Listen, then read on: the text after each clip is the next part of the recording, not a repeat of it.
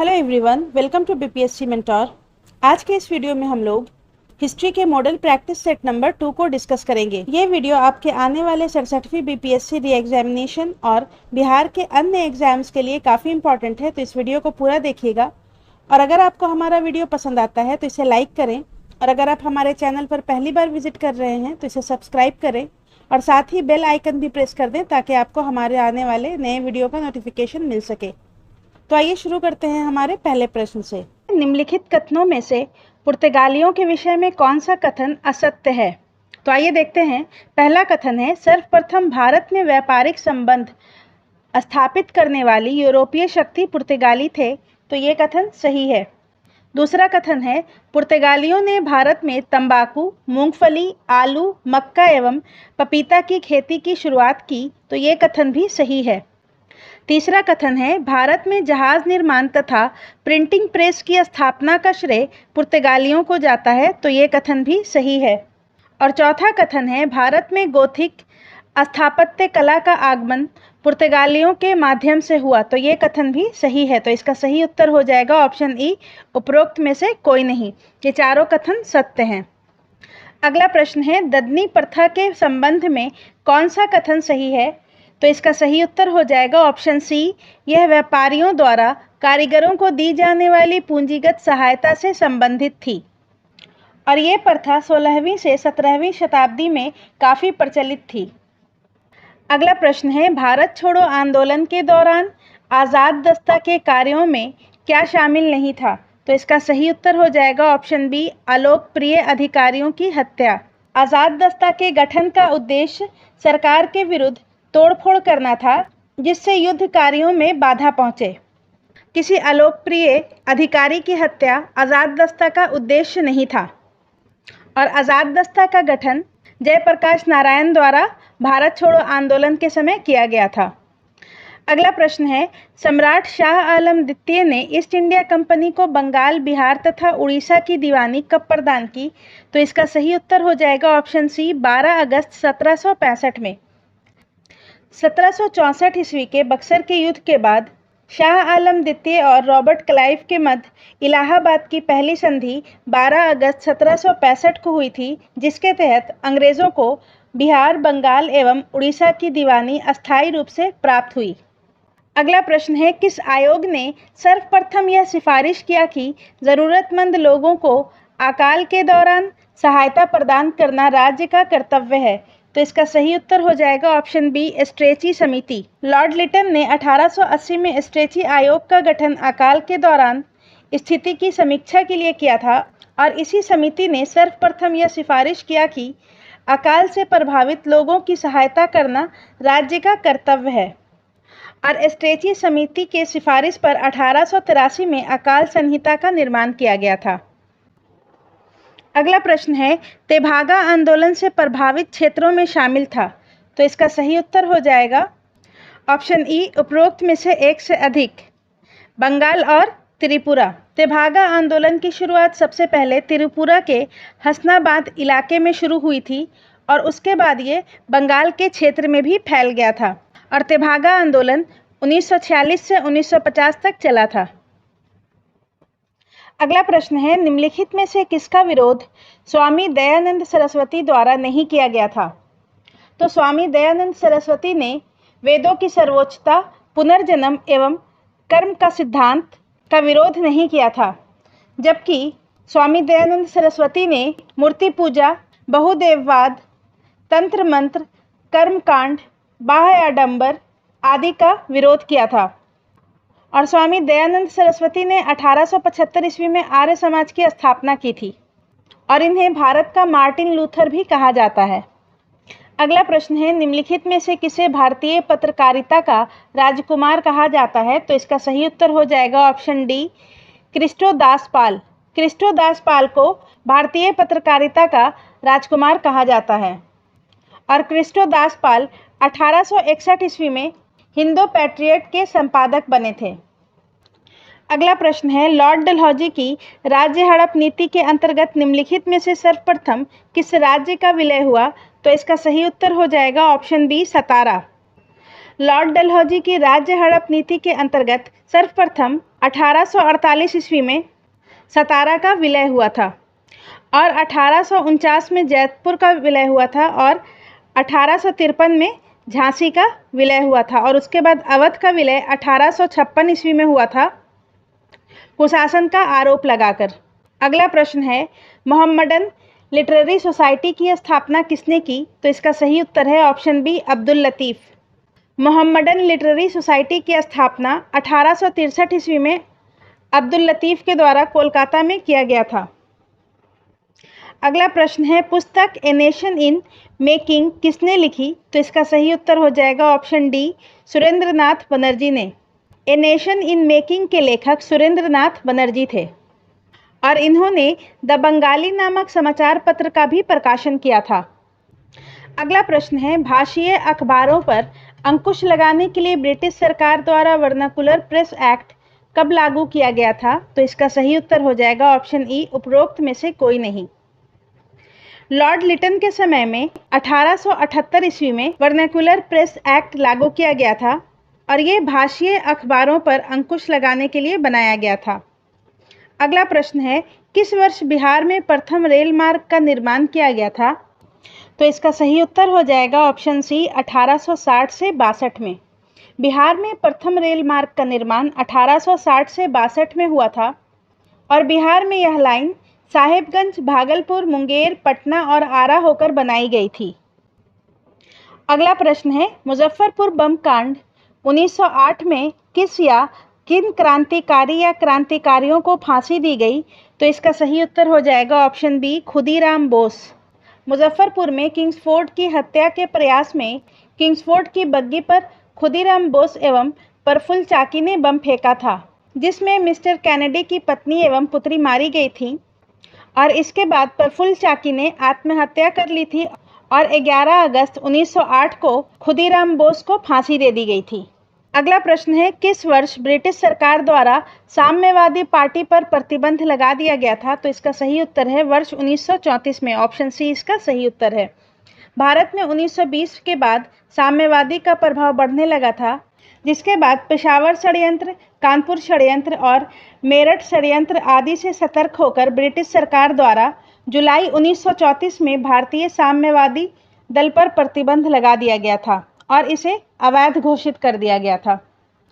अगला प्रश्न है, निम्नलिखित में से कौन सा कार्यक्रम असहयोग आंदोलन के रचनात्मक कार्यों में शामिल नहीं था? तो इसका सही उत्तर हो जाएगा ऑप्शन ई, उपरोक्त में से कोई नहीं। राष्ट्रीय विद्यालयों एवं पंचायती अदालतों की स्थापना, ये सही है। अस्पृश्यता को दूर करना, ये भी सही है।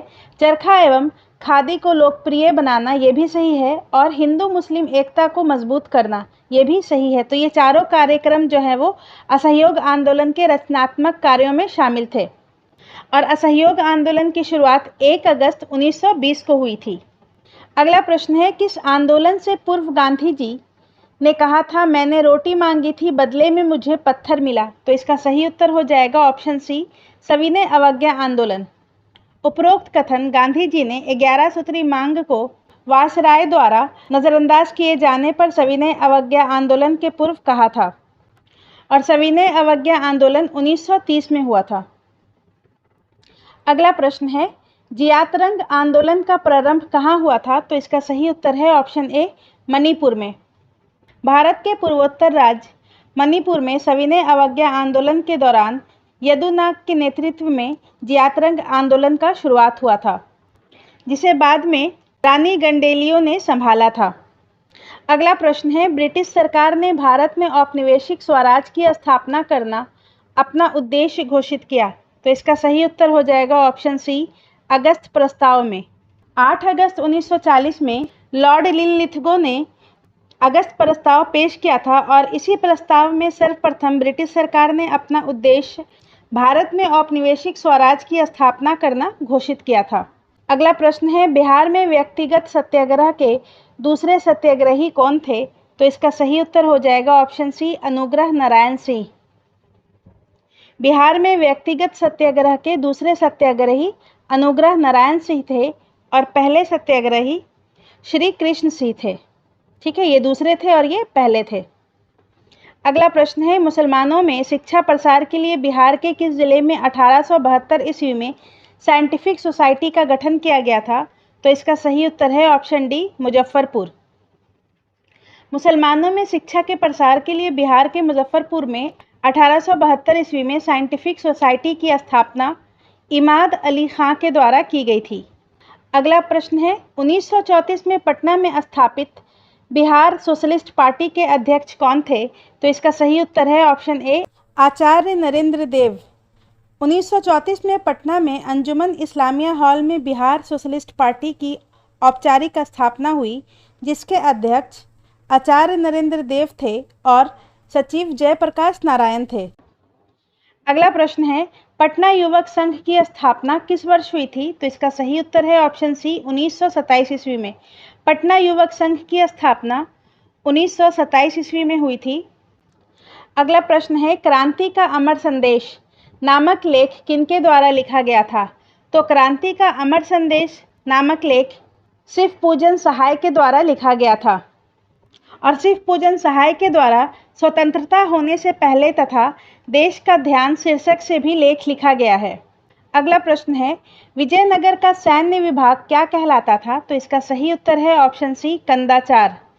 विजयनगर का सैन्य विभाग कंदाचार कहलाता था। और जोरी खाना टकसाल विभाग को कहा जाता था।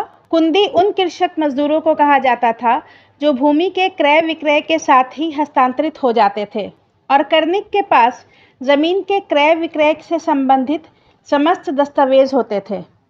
अगला प्रश्न है, हुमायूं द्वारा लड़े गए निम्नलिखित युद्धों में सबसे बाद में कौन सा युद्ध लड़ा गया? तो इसका सही उत्तर है ऑप्शन डी, सरहिंद का युद्ध। हुमायूं ने 1531 ईस्वी में देवरा का युद्ध लड़ा था। उसके बाद 1539 ईस्वी में चौसा का युद्ध लड़ा था। उसके बाद कन्नौज का युद्ध 1540 ईस्वी में लड़ा था और सबसे अंत में 1555 ईस्वी में देवरा का युद्ध लड़ा था। और इसके बाद हुमायूं ने पुनः भारत में मुगल सत्ता स्थापित की थी। अगला प्रश्न है, निम्नलिखित में किसे भारत का सादी कहा गया? तो इसका सही उत्तर है ऑप्शन ए, अमीर हसन को।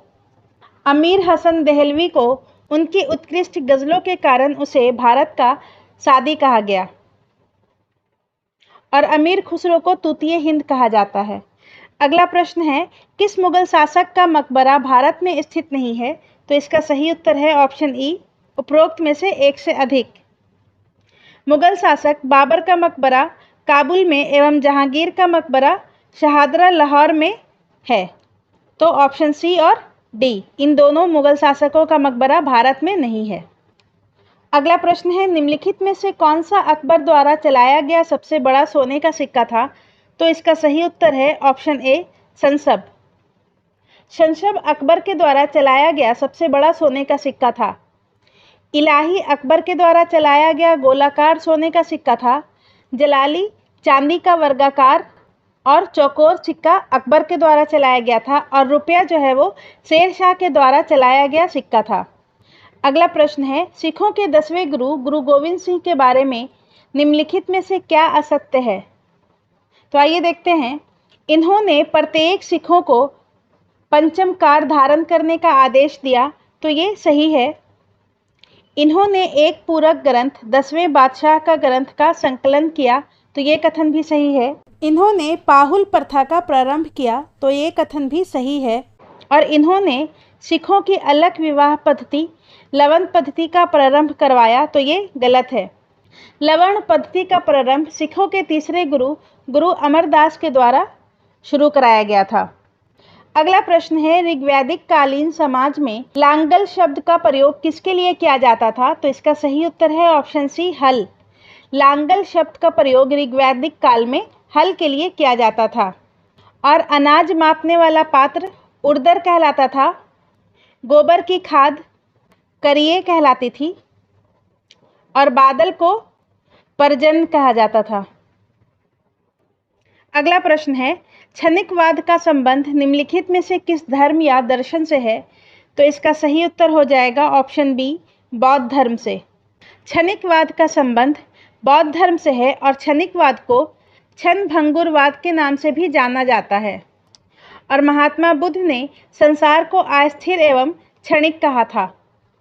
अगला प्रश्न है, निम्नलिखित में से किस हड़प्पीय स्थल से एक उन्नत जल प्रबंध का साक्ष्य प्राप्त हुआ है? तो इसका सही उत्तर है ऑप्शन बी, धौलावीरा।